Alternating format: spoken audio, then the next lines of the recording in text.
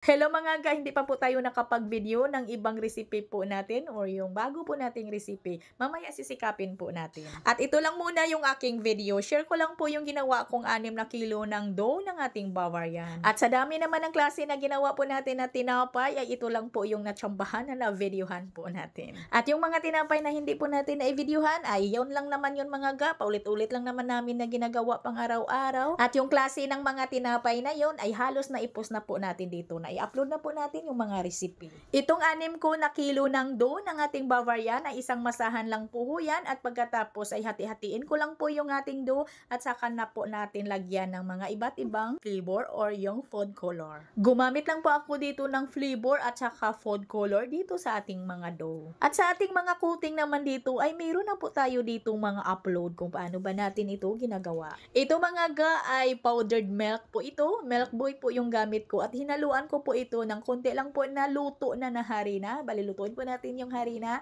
Saka po natin ihalo dito para hindi madali-daling malusaw po yung ating coating. At nasa video screen po natin, ilagay na po natin para may guide din kayo. Para may sundan po kayo. At first coat ko po ito mga ga at pagkatapos ay butasan ko po ito at lagyan ng ating palaman at pagkatapos ay i-coat ko po ito ulit. Bali, i-double coat ko po ito para maging makapal talaga yung ating coating. At ito naman yung another coating natin mga ga na hindi talaga ito malusaw kahit kinabukasan pa, pero ay lutuin talaga natin ito para lang po tayo ditong nagluto ng polvoron. Ay nasa video screen lang din yung ating mga ingredients. Paghalo-haloin lang po yan at saka po ay lutuin ng kaunti kasi hindi po yan lalabas ang kanyang kulay pag hindi po natin ito lutuin. Yung coating po natin dito na ube at saka yung strawberry at saka yung ating chocolate ay parehas lang po yan na procedure. Magkapareho lang po yung measurements at saka yung procedure at magkaiba lang po yung flavor. At siyempre lulutuin din natin. At ito na mga ga na double coat ko na po ito. Pero minsan mga ga pag hindi dumikit dito yung ating mga coating ay kailangan po natin na banyahan ito ng condensed margarine